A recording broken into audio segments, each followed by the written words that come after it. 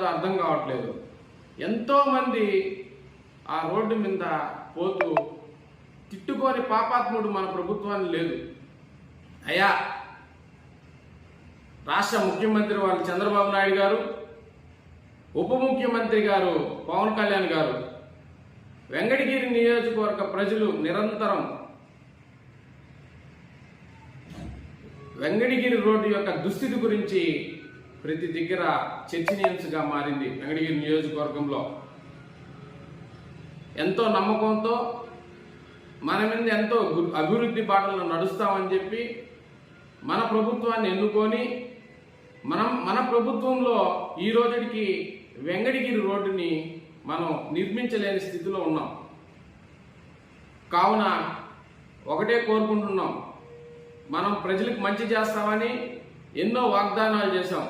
అట్ట డేగపూడి కానీ సైదాపురం రోడ్డు కావచ్చు, ఇటు వెంకటగిరి రోడ్డు, రాపూర్ రోడ్డు కావచ్చు, అదేవిధంగా ఇటు మనం కాంకూరు, బాలాయపల్లి, గాజులపల్లి, మా నిడిగిళ్ళు ఈ రోడ్డు కావచ్చు, డక్కిల్ మండలంలో ఉండే రోడ్లు కావచ్చు, రాపూర్ మండలంలో ఉండే రోడ్లు కావచ్చు, అస్తవ్యవస్థంగా ఉన్నాయి రోడ్లు. మరి వెంకటగిరి గూడూరు రోడ్ అయితే నిరంతరం రద్దీగా ఉన్నటువంటి రోడ్డు.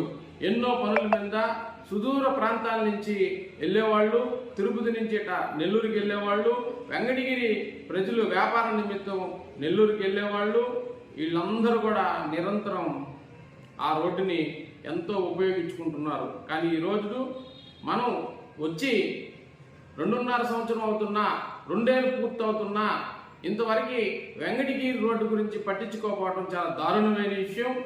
కాబట్టి మేము సమాచార చట్టం కింద అధికారులు కోరితే ఆల్రెడీ నిధులు ఉన్నాయంటున్నారు, వీళ్ళు లేవంటున్నారు. అంటే రకరకాలుగా కాంట్రాక్టర్ కూడా నెంబర్ కూడా ఇచ్చారు, దర్గా మెట్ అని చెప్పి. అంటే కాంట్రాక్ట్ నెంబర్ ఇస్తే కాంట్రాక్టర్ ఫోన్ కూడా పనిచేయట్లేదు. కావున ప్రజాప్రతినిధులు, ముఖ్యమంత్రి వర్యులు, ఉప ముఖ్యమంత్రి వర్యులు వెంకటగిరిలో నుండి రాపూర్ మండలం, బాలాయపల్లి మండలం, డక్కిల్ మండలం, కలువాయి మండలం, సైదాపురం మండలంలో రోడ్లు అస్తవ్యస్తంగా ఉన్నాయి. అదేవిధంగా ప్రధాన సమస్య ఈరోజు గూడూరు వెంకటగిరి రోడ్డు చాలా అధ్వాన స్థితిలో ఉంది. కాబట్టి రాబోయేది వర్షాకాలం ఇంకా చాలా అధ్వానంగా తయారవుతుంది. కాబట్టి మీరందరూ దృష్టి పెట్టి వెంకటగిరి నియోజకవర్గ ప్రజల కోసం, వెంకటగిరి కూటమి నాయకుల కోసం, వెంకటగిరి తెలుగుదేశం పార్టీ నాయకుల కోసం, వెంకటగిరి ప్రజల కోసం, బడుగు బలహీన వర్గాల కోసం ఆ రోడ్డుని నిర్మించాలని